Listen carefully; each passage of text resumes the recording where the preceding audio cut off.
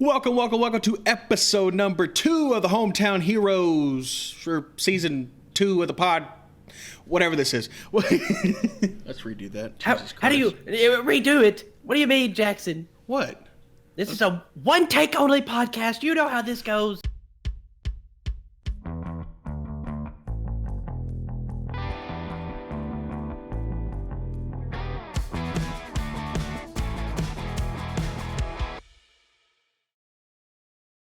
Guys, just a little FYI.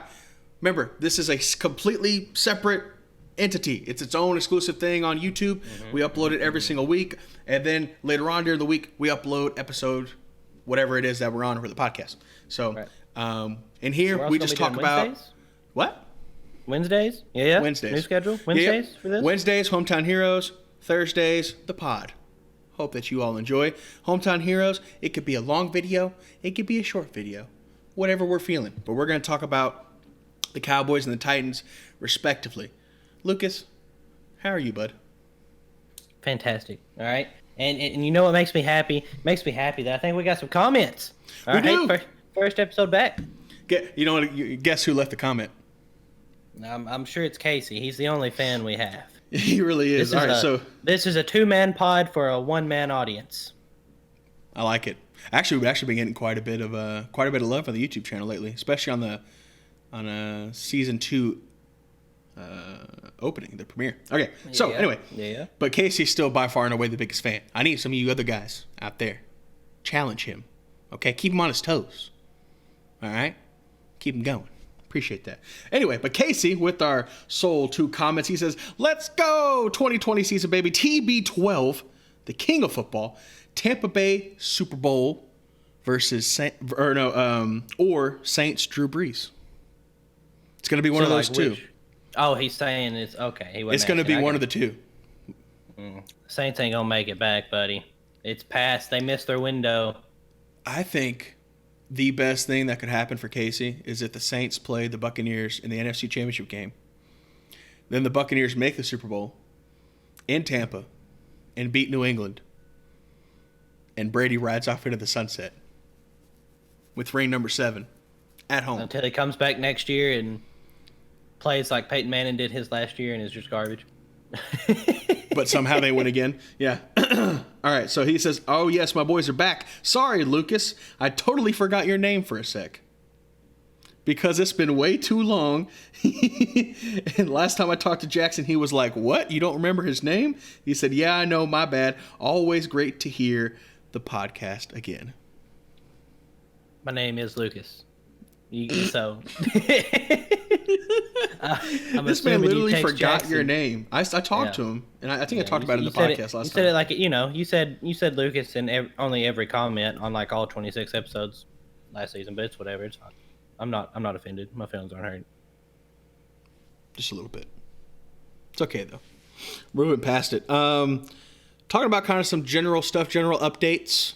Yeah. Go give us a quick synopsis of what's happening with the boys. So here's the thing. This happened today as we're recording on Monday. Wide receiver Marquise Lee just got released by the Jaguars. And but he's fully healthy. He's ready to go. He's 100%. It's actually pretty surprising. He's been one of the bigger contributors to the Jacksonville Jaguars offense. But he got released. Don't know why. Don't know what the Jaguars are trying to do. If they're going to try and clear up a little bit of cap space to make a move somewhere else in free agency. Maybe they're eyeing a stud wide receiver in the draft. I don't know. But the point is, how did this rate to the Cowboys' Hometown Heroes? Because we happen to have an opening in our slot wide receiver position. And I think Marquise Lee would be a great addition to go alongside Cooper and Gallup, give us a little bit of speed down the middle. Kind of a little small upgrade from Randall Cobb, I would think, at this point in Marquise's career in comparison to Randall Cobb's career, if that makes sense. So I got you. I hope that we go for him. I don't know what kind of contract we can get him on, but hopefully he'll want to come play in Dallas.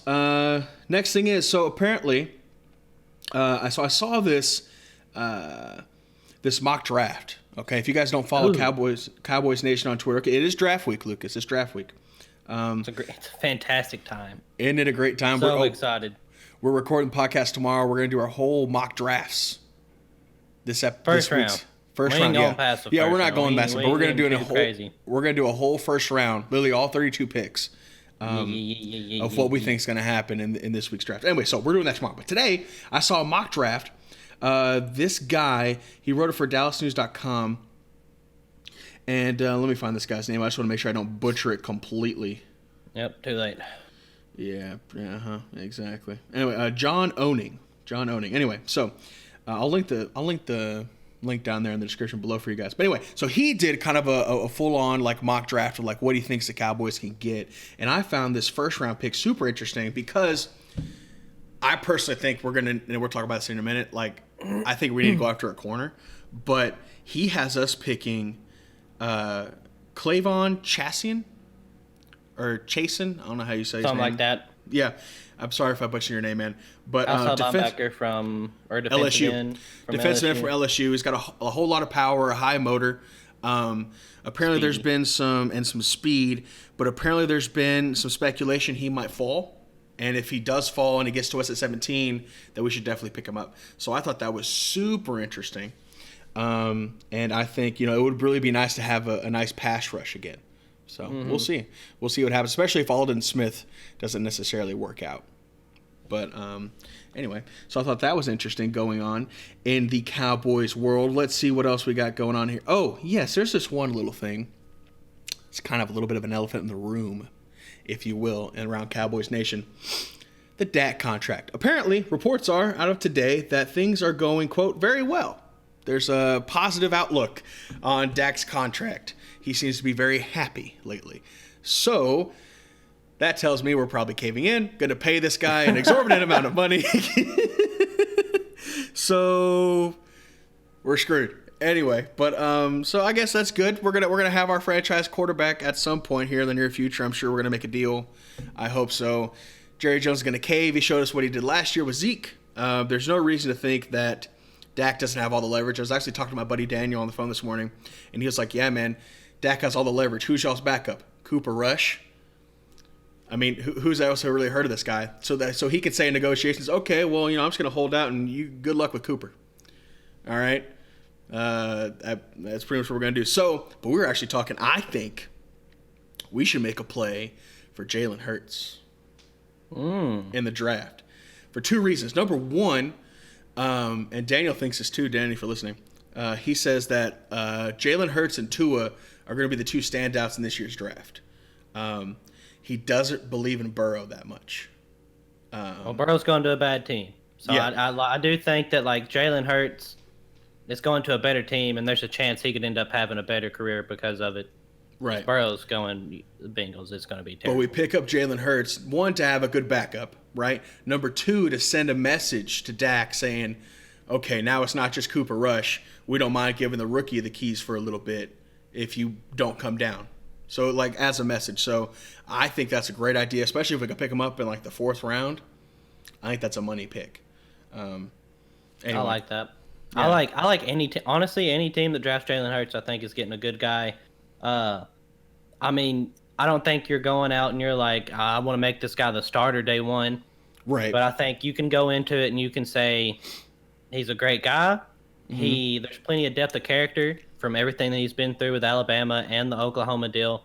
Yeah. He did come out. He was a Heisman candidate for a long time this past season with Oklahoma. They kind of hit a wall.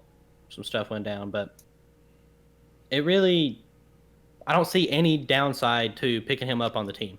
Like, especially if you're getting him as a fourth or a fifth round draft pick, I think that's an excellent pick. That's awesome. For sure. Good guy. Good locker room. Absolutely. You need some help in that, Jackson. Yeah, you think? we shipped off most of our leadership in free agency, so it would be nice to have some good locker room presence. But anyway, that kind of brought about my thought, Lucas. I know you said you had a point that you wanted to bring up in this week's episode about Mr. Dak. I'm curious to hear your thoughts on Dak's contract situation. So all this week, people talking about Dak and stuff. He's holding out a virtual training camp. He's wanting all this money, so much money that your team is already in cap trouble. It's going to put it in even more trouble, right? He wants to be the highest paid quarterback, and I don't think he's anywhere near the top echelon of quarterbacks in the league. Agreed. He's And all I'm hearing is I'm hearing all these players on ESPN, all these talk show hosts, all these people just feeding into it that Dak just needs pay Dak, make him the highest paid quarterback in the league. And there's definitely some positives, all right? Like Dak shows up. Dak's going to be at the game, right? Like he is not injury prone. And incredible leadership. Up until the past year, he's been a good leader and a good guy, a good face for the franchise, I think. Yeah. And he's been a franchise quarterback for you. Yes, he has been. I do see, it does seem like there's some problems maybe lately coming up. Number one, you got a new coach, and at the end of the day, he didn't draft this guy. Right? So it automatically, it's just like Vrabel came in and Marcus was not his guy. Like Mike Mularkey loved Marcus. Like that was his dude. Yeah. But Vrabel didn't love him. I mean, that's just a fact. He inherited Marcus. Exactly. John Gruden with Derek Carr, he doesn't like him. He doesn't because Gruden wants in your face, straightforward, and they say that Carr's not necessarily like that. So, Number one, your coach is coming in and he wants that guy to be his guy, and I don't think he's necessarily his guy right now. I also believe that it seems like Dak's been up to some antics lately. You know? He's going to be holding out. He's had this party deal come up, and now there's some rumors. People are saying he's actually kind of a diva a little bit. I read an ESPN deal. I don't even know who it was. I was just flipping through I heard this from I don't mean to interrupt you, but I heard this from Daniel today since we're talking about the whole Dak rumors. He heard something, and again, I don't know if this is true or if this is complete speculation. I just want to all of put this that out is there. just stuff that other people are saying. I have no facts to base this upon other than what I heard from a friend. Yeah. So he heard that Dak said he couldn't support his family on $34 million a year. And I'm thinking, what? How could you not support? What are you doing in your house, or what kind of things are you trying to do with your family if you can't support them on $34 million a year? Again, speculation. But if that is true or anywhere close to true, he must have very expensive taste. Yeah. So it's just there's some stuff coming out, and there are rumors that his attitude has been changing since last year, specifically since Zeke got paid, because he's seen Zeke get paid, and then he felt like he carried more of a load this year. Right. And so he feels like he deserves to be paid. I mean, he was top 3 in passing yards, almost 5,000. How many games yards this year? That's my problem. 7. My problem is that being the Dallas Cowboys, you don't win throwing the ball. You haven't won throwing the ball this whole time with Dak.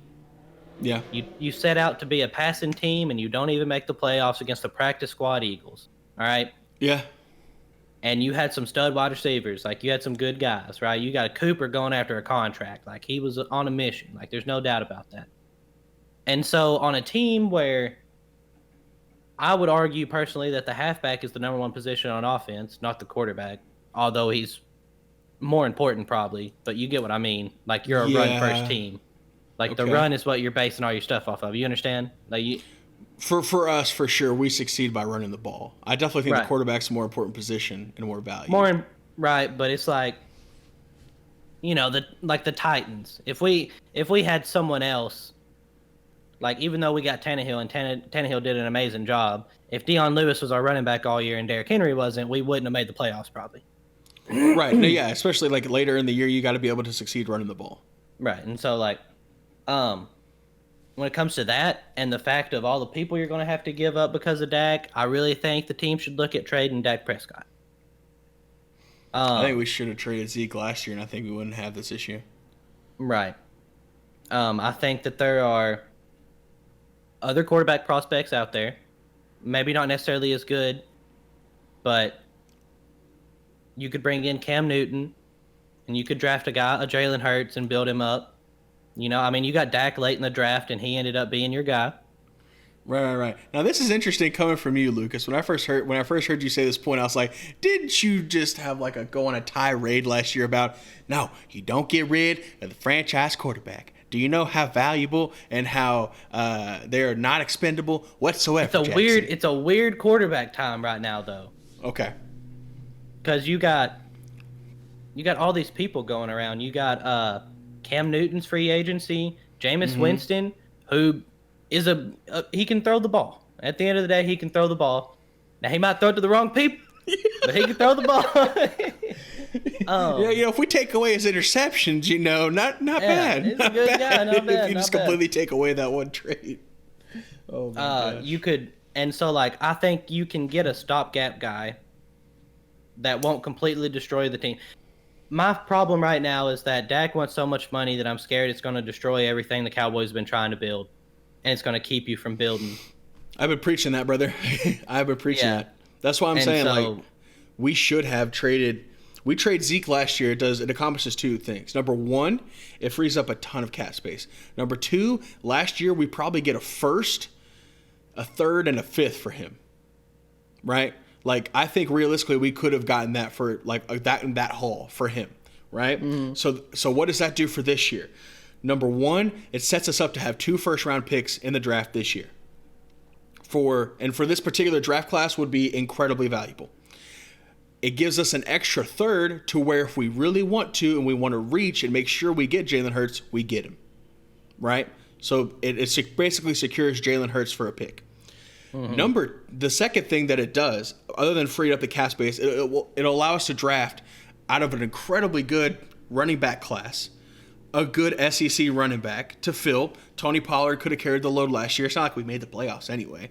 Then you send a message to Dak specifically. If you were going to hold out and you were going to act like a diva, then we are not above trading you or getting rid of you or going to somebody else that fits in within the team dynamic goal.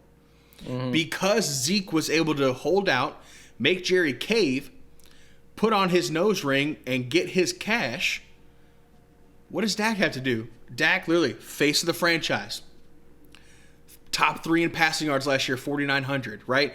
Number 1 passing offense in the league, right? In terms of overall yardage. We didn't score very much, but we could pass the ball all over the field. NFC East champion, I think 2 out of the past 4 years. Should have been NFC East champion 3 of the past 4 years. 2 playoff wins. He has that resume to where it's okay, well, yeah, you're going to pay. If you're going to pay Zeke, I'm the quarterback, so you better pay me. So, right. I think we made a huge mistake not trading Zeke. It could have been Herschel. I said this last year a million times. Herschel Walker 2.0 and set us up for a new dynasty. Right. Or a potential dynasty.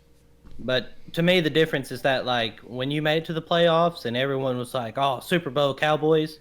Yeah. Zeke was the league's leading rusher. Yeah. No, Zeke has been incredibly valuable, and when Zeke is playing great, I love having him. I really like having him 4th and 2 against the Eagles in December.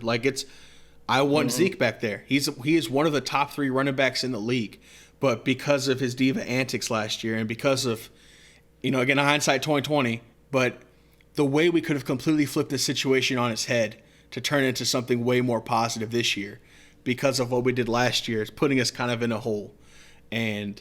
Right. Now we're having this conversation to where, do we trade the face of the franchise? Where I don't think we would have been having it this year. To get back on the talk of trading Dak, yeah. So the Lions have talked about shopping Matt Stafford. Yeah. All right. That's been a talk. All right. I think he'd be an awesome quarterback for y'all. I think he's a good guy. I think. Yeah. He can do everything Dak can do, except he can't run around the field more, but he can probably throw the ball a little better. He's way more accurate, especially deep down the field. He's got one heck of a cannon for an arm. Great leader, high motor, good intensity. I would argue Jameis Winston can do everything Dak Prescott can do. I just don't like Jameis Winston in the locker room, though. I think that would really mess up our locker room, which is a problem in and of itself. He would fit in. I'm just saying. Cam Newton can do everything Dak can do. You don't think so? I think Dak's a more accurate passer than Cam.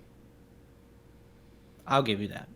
Dak's more accurate. Cam's better on the run for sure. And he's bigger and he has a bigger stature. He's harder to take down. But Dak, I think Dak's more accurate. You could trade Dak. I think any of these teams up towards the top picks would take Dak, and they would give you their first. The Giants, then you could get you Send a Dak quarterback. back to Coach. Wait, you think the Giants will really get? Wait, but they just invested in Danny Dimes. We're going to talk about this on the actual podcast episode. Okay. But I think the Giants are something quarterback is going to happen with their pick. Now that doesn't necessarily mean they're going to pick one. They might pick one and trade him, or they might trade their pick away and someone else is going to get a quarterback there. But something's going to happen at that spot, quarterback wise. Yeah. But I mean, who else is up there? The Lions have talked about trading their pick. They have. I'm going to talk about that in the next podcast too. I think they're going to trade away. Maybe get Matthew Stafford in a first for Dak Prescott. Maybe I take that all day. You give me Matthew Stafford and their pick, I take that all day, and then I get a absolute stud defensive end or a corner at that spot. You could get Okudah then. We could get Okudah, and then we could draft our get Isaiah Simmons. Yeah. He could play anywhere. I swear he can be a safety or a linebacker or I would take that trade in a heartbeat. Matt Stafford and the one this year right now for Dak. I'd do it.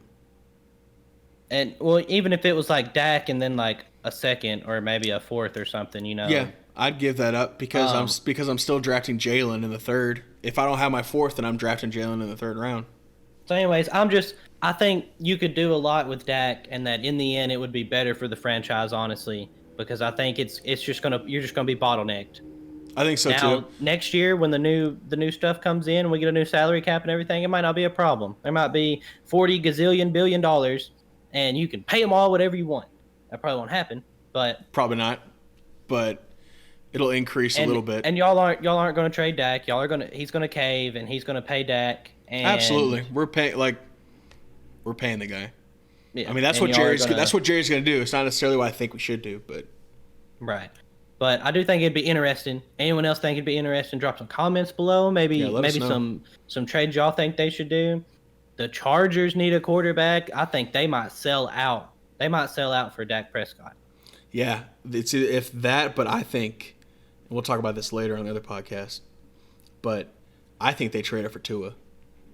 You think they trade up for Tua? I think they trade up, take the Lions. To get him, right? I think they trade up and take the Lions spot for Tua. There you go.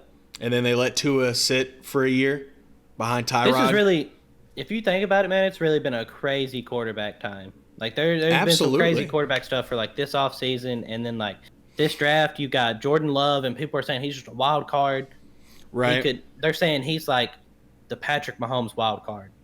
You know, like if he can come in and be in the right system and the right team and the stars align, like he could be really good. You know, it's all about getting the guys in the right system, man.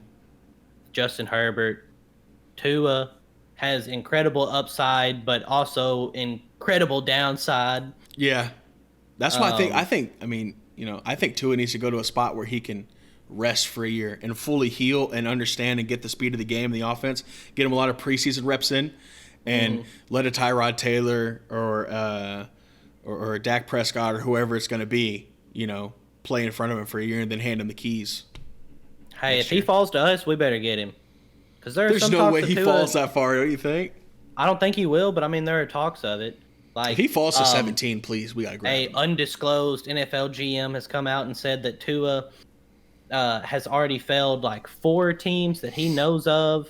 4 teams have completely failed him. There's no chance they'd draft him based off his physical and stuff. Yeah. But then you got Tua's doctor has come out and said that like he's 100% fine and he might even be better than he was before. Like, right.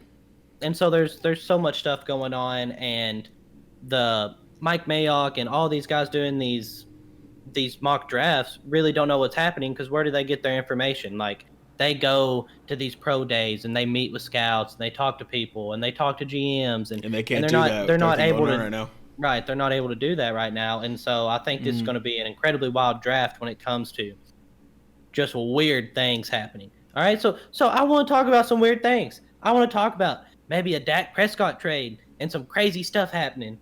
Yes. Or what else we got? I mean, the Lions might draft. They might draft Tua and think that's who they want. Or what's Right. his They might face? keep. Justin They very Herbert. well could keep that pick and draft Mm-hmm. Tua because he's going to be there. Right. We're thinking Burrow's going to go number 1. We're automatically assuming Chase Young is going to go number 2 to the Redskins. Thanks, by the way, in my division. Really appreciate that, boss.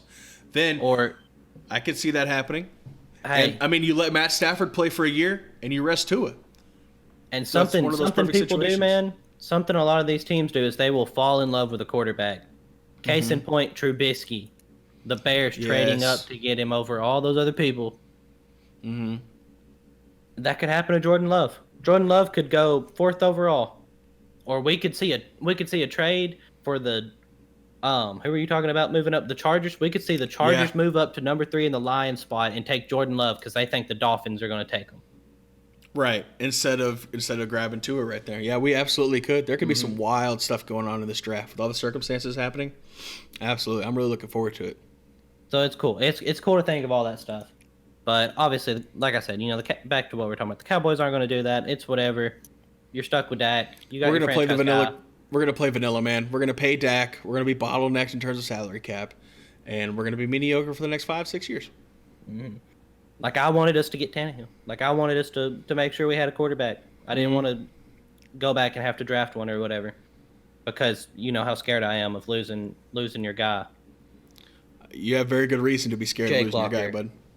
Payne, Yeah, Jake Locker, bro. Zach Mettenberger. Mm-hmm. The list goes on and on. But to kind of dive into the draft talk a little more with our teams, I want to know like what you're expecting from the Cowboys. I know you've touched on it a Yeah. little bit, but give me like the team needs and maybe some stuff you could see. Like if I know you said cornerback, but if the cornerback isn't Absolutely. there at their pick, like are they just going to go out and like, boom, CeeDee Lamb's still here, let's get him? Which I don't know if he probably won't be, but you know what I mean. Right. Yeah, for sure. Okay, so for the Cowboys, a glaring need obviously is a cornerback. Why? We lost Byron Jones. He is now the highest paid cornerback in the league right now. He's with Miami. We lost our safety, our hard-hitting safety, Jeff Heath. He's over there with Oakland. So defensive back is a glaring need for us. So it depends on kind of who is there, right? Obviously, we would like somebody incredible, but the person who we're probably going to end up getting is give me 1 second to find his name real quick. I have it down here. I wrote it down. Okay, here we go. It's Florida C.J. Henderson. Okay. I think that would be, if he fell to us at 17, I think that's a guy who we end up picking up. Just because it's a guy, he can just come in and play right away and make a positive impact on the team, straight out of the gate. And he might, man. I've seen CJ Henderson to the Titans in some mock drafts. I've Right. literally seen him falling that far. So like, We it's just don't wild. know. That's who I think. Like, I think if he was there, I think that's who we pick up. If the corner's not there, I see us going for someone like a pass rusher, right? So going back to this guy's mock draft, he had the defensive end from LSU, Kavlon Chassian, right? Yes. Picking him up. He comes in, he has a high motor, incredibly strong, lots of power. It can give us an edge rusher straight away.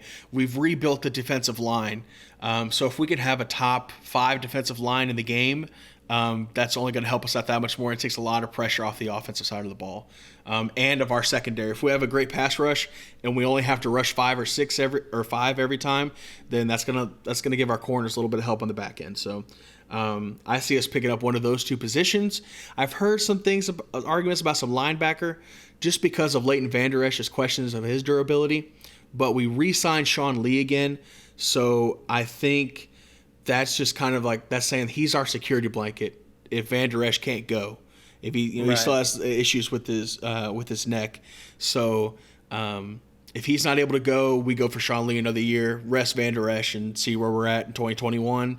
But I could see us picking some like a linebacker in like the 3rd round or so, just kind of Right. depending on who's floating. Now, obviously, somebody who I would love, Isaiah Simmons, CeeDee Lamb, right? Who was that guy? Henry Ruggs, right? Speed. right? Just like absolute speed like and a deep 4 threat. 2. Like if we can't get Marquise Lee out of free agency, I would love us to pick up somebody like that, just like an absolute stud. Yep. That's who we need. So I got you. we're gonna get a stud at some position in the first round, and then I think we pick up Jalen Hurts later. So like for the Titans, we're kind of looking at. It kind of depends right now. It's like if are we already agreed in principle but haven't announced that we've signed Logan Ryan back, or maybe we already have a deal in place with Clowney, because I know there's been a lot of talk about that. Like, right. Even if we don't have a deal with Clowney, some people I see in all these mock drafts, people are talking about us getting like a defensive tackle or an AJ Espinoza or Nanza, whatever his name is. He's an edge rusher. Or oh man, what's the other guy? Gross Matos, another edge guy. I just don't think we need a speed guy. Like we brought in Vic Beasley. We need a Vic Beasley speed guy. We don't need a power stop the run, get the pass second kind of guy. Really, we already have that. So I don't see us going after that anyways. I really think we're going to end up having to get a cornerback, because I don't think we're going to have Logan Ryan redrafted or re-signed in time. Which really kind of sucks, because at the end of this year, you really get to a point where it's like, okay, like the Titans are at a point where we don't have any needs. We have no glaring needs. We can finally start drafting for who's the best player left right now. Yeah. And that is obviously a glaring need, because we got Malcolm Butler, who's been hurt 2 years in a row, and we got Odori Jackson, who is awesome, but there's just two of those guys, and we need at least three studs. Right. So that's a problem. Yeah, I could see us getting a wide receiver if there's a good one left right there. Maybe the Mims guy from Baylor. He's supposed to be a fast guy. We need a speed wide receiver. But it looks like, to me, we're going to end up trading out of it. All right? Really? What pick are you guys at? 29. Yeah. Oh, wow. Yeah, you're far back. We're at 17. Yeah, so I think we're going to end up trading into the second round, maybe reload on some ammo. Now, John Robinson, our GM, has always been a trade-up guy. We traded up for Harold Landry. We traded up for Kevin Byard. We traded up for, you name it, honestly. Rashaan Evans traded up for. Like, we do a lot of trading up. And the only time we ever traded down, since he's been our GM for like 5 years or something, we traded down. We had the number 1 overall pick. We gave it to the Rams. They gave us all kinds of stuff. Yeah. And so we're kind of low on some draft capital. We traded a pick to get Ryan Tannehill last year.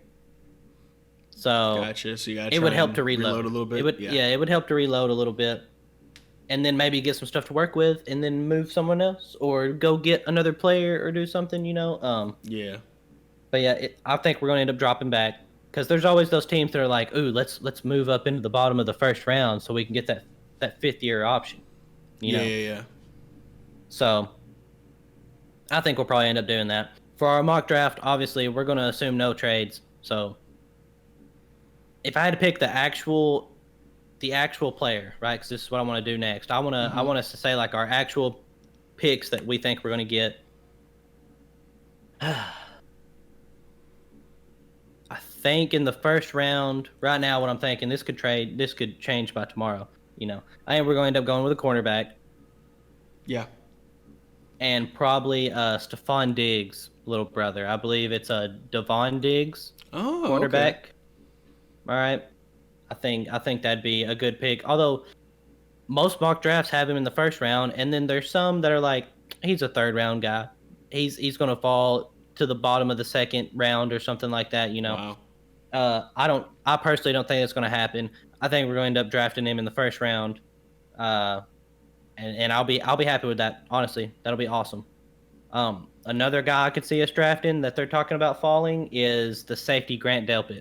Oh, okay. Because apparently he had an amazing junior year. This past year he was hurt some though, so he didn't have that good of a year. Yeah. But I would love for us to get him, because Kenny Vaccaro, is a little, kind of need a guy to fill his spot maybe in a year or two. Right. So it'd be nice to train somebody up here. Yeah, and we could bring him in, if you're playing a wild card team like the Ravens, maybe you want to bring in an extra safety to do some stuff. I know some teams have tried to do that against Lamar Jackson. So, yeah, bring him I think it's definitely cool. Bring him on the nickel. He could be a special teams guy.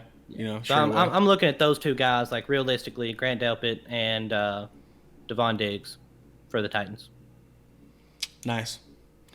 Well, hopefully we both get what we want. What's up? You think CJ is gonna fall to you? Man, I don't know. I keep hoping. I think 17 is kind of one of those weird spots to where, I mean, there's always somebody that falls in the draft. And after the top two, you don't know who's going to go. We don't know who's going anywhere. Some people could trade up to the 5th, and then other people drop back and they collect more picks. So they decide they don't need somebody at that position anymore, that they can collect somewhere else. Well, Jeffrey Simmons in a lot of people's drafts was a top 4 pick, and he ended up falling to us because he was hurt in like the middle of the first round. So right. What about a surprise pick? A wild card, like this guy just randomly falls to you, and your team's just biting at the bits to get this man. CeeDee Lamb, absolutely. Think so? I think so, man. I think it was. I think what was it? I got reminded this week that because it's draft week, when Randy Moss was in the draft, we could have picked him at I think number 4, number 8. It was something like that. It was right in that range, and we passed up on Randy Moss. And what would the Cowboys have looked like with Randy Moss back there? That would have been nice. That would have been nice. That would have, because it was like right at the end of like Aikman's and Emmett, like towards the end of like Emmitt Smith's career, like where he still had a little bit of gas left in the tank. So, man, that would have been lovely to have Randy Moss. So like when I think of like if he falls, if CeeDee Lamb's there at 17, I don't care if we have a glaring need at corner or defensive end or what. Right. You take a player like that. If Isaiah Simmons somehow falls that far, I don't see how. If he somehow does, you take him. Yeah, I really see.